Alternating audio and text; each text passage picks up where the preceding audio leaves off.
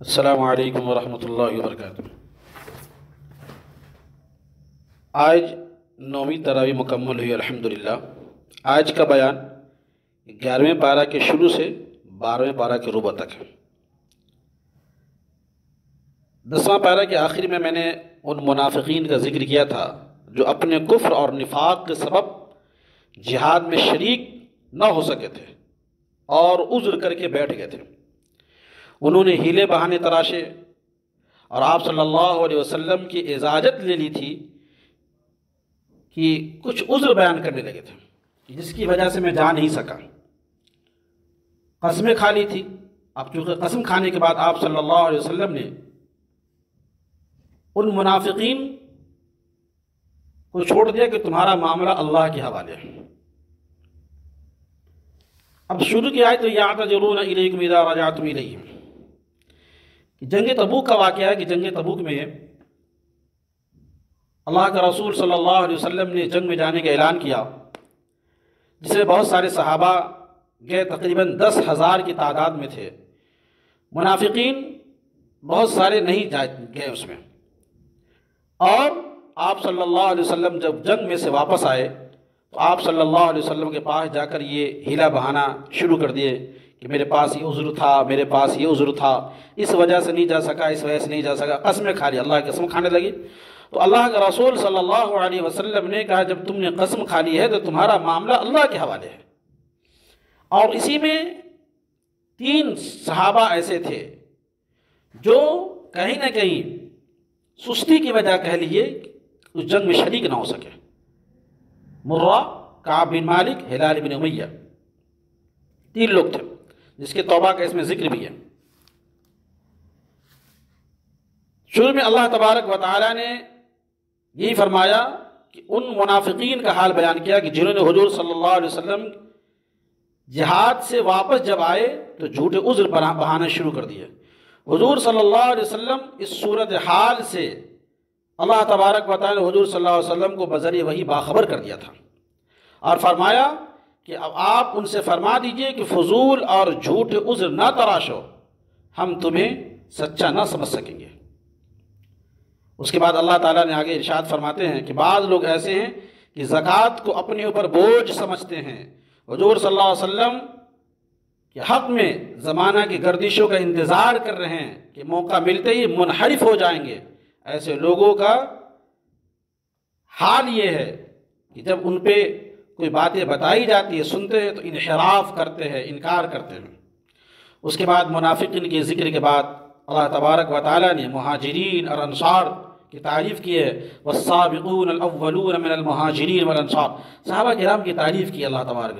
یہ صحابہ کرام وہ جن کو اللہ تبارک و تعالیٰ نے حکم دیا ہجرت کرنے کا، اور ہجرت میں بھی جن لوگوں نے سب سے پہلے ہجرت کی تھی۔ بہت بڑا چیلنج تھا، یہ آسان کام نہیں تھا کہ اپنے گھر بار کو چھوڑ کر کے، بال بچوں کو چھوڑ کے، عزیز و اقربا کو چھوڑ کر کے اللہ کے حکم پہ تنہا اس ملک کو چھوڑ کے نکل جائے، یہ بہت مشکل کام تھا۔ بعد میں جو لوگ نکلے تو ایک دوسرے کو دیکھ کے موٹیویٹ ہو نکلے، لیکن جن لوگوں نے پہلے یہ قدم اٹھائی ہجرت کرنے کا، چونکہ اللہ کی طرف سے اعلان آ چکا تھا کہ اس مکہ کو چھوڑ کے ہجرت کر جاؤ۔ مسلمان سب سے پہلے حبشہ کی ہجرت کی، بعد میں مدینہ کی طرف ہجرت کی۔ تو اللہ تبارک و تعالیٰ نے صحابہ کرام کی بڑی پذیرائی کی ہے۔ والسابقون الاولون من المہاجرین والانصار، ایک تو وہ کہ جنہوں نے ہجرت کی، دوسرے وہ انصار جن لوگوں جو ہجرت کر کے صحابہ گئے تھے، انہوں نے مہمان نوازی کی، ان کے لیے اپنے دروازے کو کھول لیے، ان کے ہر طریقے سے ان لوگوں نے نصرت کی اور مدد کی۔ اللہ تبارک و تعالیٰ نے ان لوگوں کی بڑی پذیرائی کی ہے کہ بڑے سبقت کرنے والے، اور وہ سب صحابہ میں نے کہا کہ جن لوگوں سب سے پہلے سبقت کی تھی وہ ان کی بڑی اللہ تبارک و تعالیٰ نے پذیرائی کی ہے۔ اس کے بعد اللہ تبارک و تعالیٰ نے منافقین کا ایک اور ذکر ہے کہ ایک مسجد، چونکہ اس زمانے میں ایک مسجد جو ہوتی تھی ایک مرکز کا سینٹر تھا، مسجد سے نکاح ہوتا تھا، مسجد سے شادی بیاہ، جو بھی معاشرتی احکامات یا جو بھی مشورہ وغیرہ میٹنگ مسجد میں ہوتی تھی، کوئی عام بیٹھک کے دروازے کی جگہ نہیں تھی۔ منافق کے پاس کچھ طریقے اس طرح کی مسجد تو نہیں تھی، مسلمانوں کے پاس مسجد تھی، تو منافقوں نے ایک چال چلی، ایک اپنی مسجد بنائے، اور اس مسجد کا نام مسجد زرار، اور انہوں نے اللہ کا رسول صلی اللہ علیہ وسلم سے آ کے درخواست کی کہ ہم لوگوں کا گھر دور ہے، مسجد میں آنا بہت مشکل ہوتا ہے، دور ہے، لہذا ہم چاہتے ہیں کہ اپنے علاقے میں ایک مسجد تعمیر کریں اور آپ اس مسجد میں نماز پڑھا کر اس مسجد کی ابتدا کر دیں۔ آپ صلی اللہ علیہ وسلم چونکہ جنگ میں جا رہے تھے، آپ نے کہا جب واپس آؤں گا تو میں نماز پڑھا دوں گا۔ اللہ تبارک و تعالیٰ نے بذریعہ وہی بتا دیا کہ یہ لوگ الذین اتخذوا مسجدا ضرارا وکفرا وتفریقا بین المؤمنین، کہ یہ مومنوں کے درمیان تفریق پیدا کرنے کے لیے انہوں نے مسجد کی بنیاد ڈالی ہے۔ ان کا مقصد اللہ تبارک و تعالیٰ کی عبادت کرنی نہیں ہے، بلکہ مسلمانوں کے درمیان پھوٹ پیدا کرنا، تفریق پیدا کرنا مقصد ہے۔ اور پھر اللہ نے کہا مسجد کا مقصد افمن اسس بنیانہ علی التقوی، کہ مسجد کی بنیاد تقوی پہ ہے۔ آج بھی دیکھ لیجئے، آپ جس محلے میں رہتے ہیں، جس معاشرے میں رہتے ہیں، آپ کو مسجدیں بھی الگ ملیں گی، مسجد احناف، مسجد شافعی، مسجد اہل حدیث، مسجد سنی۔ لوگوں نے مسجد کو ڈیوائیڈ کر دیا، محلے میں ایک مسجد ہے، اس کے بعد اپنی مسلکی مسجد بناتے۔ کیوں بناتے؟ کہ ہماری مسلکی مسجد۔ یہ مسجد کا مقصد تقوی پہ نہیں ہے، مسلک کو پرموٹ کرنا ہے۔ اسی کو اللہ نے کہا افمن اسس بنیان التقوی، کہ مسجد کی بنیاد تقوی پہ ہونی چاہیے۔ جہاں ضرورت بلا شبہ مسجد کی بڑی فضیلت ہے، مسجد بنائیے، خوب بنائیے، لیکن مسلکی اعتبار سے آپ مسلمانوں کے درمیان پھوٹ پیدا کرنے کے لیے، تفریق پیدا کرنے کے لیے مسجد نہ بنوائیے۔ منافقین نے مسجد بنائی، اللہ کا رسول صلی اللہ علیہ وسلم کو بذریعہ وحی ملی، اللہ تبارک و تعالیٰ نے بتا دیا، اللہ کا رسول صلی اللہ علیہ وسلم صحابہ کو بھیج کر مسجد کو مسمار کروا دیا۔ پھر آگے اللہ تبارک و تعالیٰ نے مسلمانوں کو یہ حکم دیا کہ دنیا میں جو تم رہتے ہو، اللہ تبارک و تعالیٰ تمہارے جان اور مال کو اللہ تبارک و تعالیٰ خرید لیا۔ اب مجھے بتائیے کہ جب کوئی چیز آپ نے بیچ دی، سامنے والا وہ خرید لیا، تو اس پہ آپ کا کوئی حق نہیں، کوئی رائٹ نہیں بنتا۔ تو اللہ تبارک و تعالیٰ ہماری جان کو خرید چکے، ہمارے مال کو خرید چکا۔ اللہ نے کہا بِأَنَّ لَهُمُ الْجَنَّةَ، ہم نے تمہارے جان کو، مال کو خرید لیا جنت کے بدلے۔ اے اللہ جنت ہمیں ملے گی، یہ ایک وعدہ ہے، کہاں لکھا ہوا؟ اللہ نے کہا وَعْدًا عَلَيْهِ حَقًّا فِي التَّوْرَاةِ وَالْإِنْجِيلِ وَالْقُرْآنِ وَمَنْ أَوْفَى بِعَهْدِهِ مِنَ اللَّهِ فَاسْتَبْشِرُوا بِبَيْعِكُمُ الَّذِي بَايَعْتُمْ بِذَلِكَ وَالْفَوْزُ الْعَظِيمُ۔ اللہ نے کہا کہ اس کا وعدہ تورات میں بھی ہے، انجیل میں بھی ہے، قرآن میں بھی ہے، اور اللہ سے زیادہ اپنے وعدہ کو پورا کرنے والا کون ہے؟ اس لیے اے لوگوں اپنے اس خرید و فروخت پہ خوشیاں مناؤ۔ اللہ نے جو مال ہمیں دیا ہے وہ مال پہ ہمارا حق نہیں ہے، اللہ کا ہے۔ اللہ کے مرضی کے مطابق خرچ مال کو کیجئے۔ جو جان اللہ کی اللہ نے خرید لیا، تو ہماری جان ہے، نفس، اسی کا ہم نے آپ کو چند دن پہلے بتایا تھا، ان صلاتی و نسکی و محیای و مماتی للہ رب العالمین۔ اس بات کا اعلان کیجئے، اقرار کیجئے کہ اللہ میرا اٹھنا، میرا بیٹھنا، میرا جینا، میرا کھانا، میرا پینا، لین دین، شادی بیاہ، معاملات، سب تیرے لیے، سب تیرے لیے۔ یہ تو اللہ تبارک و تعالیٰ آپ سے چاہتے ہیں۔ اس کے بعد نیک لوگوں کی تعریف ہے، جو رکوع کرنے والے، سجدہ کرنے والے، اور اللہ تبارک و تعالیٰ کو ہر حال میں یاد کریں، ان کی تعریف ہے۔ اس کے بعد جو ہے اللہ تبارک و تعالیٰ نے ان 3 لوگوں کا ذکر فرمایا ہے۔ کون وہ 3 لوگ تھے؟ جو جنگ میں شریک نہ ہو سکے تھے، جنگ میں سستی اور کاہلی کی وجہ سے۔ اب کیوں نہ شریک ہو چکے تھے؟ کہ 3 مسلمان تھے، نیک لوگ تھے، اس سے پہلے ہر جنگ میں شریک ہوئے تھے، لیکن گرمی کا موسم تھا، کھجوریں پک رہی تھی، وہ لوگ سوچے کھجور پک رہی، کھجور کو کاٹ کر کے، فصلیں کاٹ کے نکل جاؤں گا۔ ان کے پاس شاندار پھروا قسم کا جانور بھی تھا، اس سے چلا جاؤں گا، لیکن آج جاؤں گا کل جاؤں کرتے کرتے وقت نکل گیا۔ یہ ہوا کہ لوگ جنگ تبوک سے واپس آ گئے۔ اب منافقین جو نہیں کچھ لوگ گئے تھے، وہ ان 3 صحابہ کے پاس آئے، کہے کہ دیکھو ہم لوگ تو نہیں گئے تھے، اللہ کا رسول صلی اللہ علیہ وسلم کے پاس قسمیں کھا لیے ہیں، عذر کر لیے، اللہ کا رسول نے مجھے معاف کر دیا ہے، تم بھی جا کے کہو۔ وہ 3 صحابہ کہتے ہیں کہ اندر سے ضمیر گوارا نہیں کر رہی کہ ایک تو مجھ سے غلطی ہوئی، جنگ میں نہیں گیا، پھر جھوٹ بولوں، ابھی تو جھوٹ بول دوں گا، لیکن اللہ تبارک و تعالیٰ بذریعہ وہی اللہ کا رسول کو باخبر کر دیں گے، بتا دیں گے، پھر میری کیا حیثیت رہی ہے۔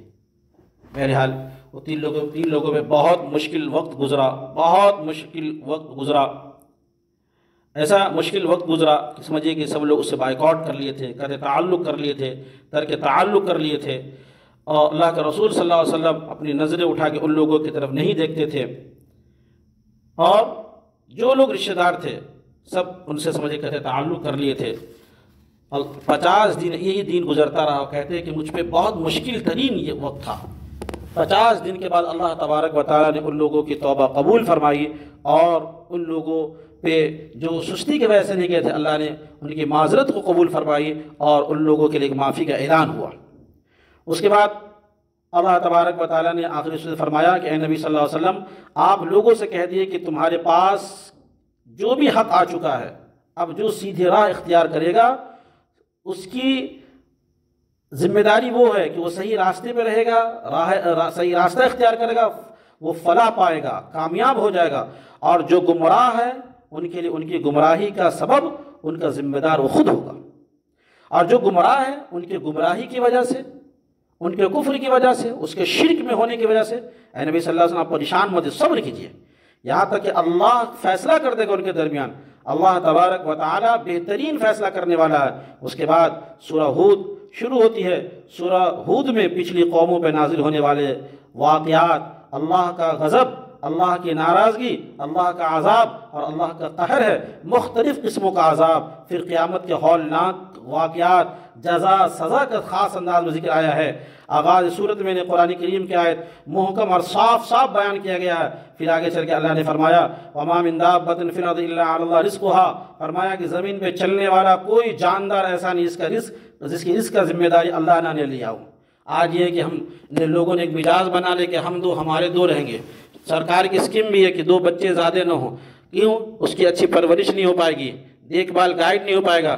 اللہ نے کہا دنیا میں جو بھی مخلوق ہے، جو بھی زمین پہ چلنے والا ہے، چاہے سمندر کے اندر رہنے والا یا زمین کے تہ میں رہنے والا کوئی کیڑا کیوں نہ ہو، اللہ تبارک و تعالیٰ تمام لوگوں کو رزق پہنچاتے ہیں۔ ان لوگوں جو کہتے ہیں کہ 2 بچے رہیں گے 3 بچے رہیں گے تو اس کی اچھی پرورش ہوگی، اچھی تربیت ہوگی اور اچھے طریقے سے اس کی دیکھ بھال ہوگی، وہ ایسے لوگ جن کو یہ یقین ہے کہ 2 بچے رہیں گے، اگر زیادہ بچے ہوں گے تو کہاں سے کھلاؤں گا، میں کہتا ہوں وہ کافر ہو جائیں گے۔ آپ کو اللہ کے ذات پہ یقین نہیں ہے، اللہ کہہ رہا ہوں کہ رزق میں دینے والا ہوں، رزق میں دوں گا، آپ نے سوچ لیا کہ زیادہ بچوں میں کہاں سے کھلاؤں گا۔ آپ ایک بچوں کو نہیں، اپنی پیٹ نہیں پال سکتے اپنا، اور بچوں کو کہاں سے کھلا پائیں گے؟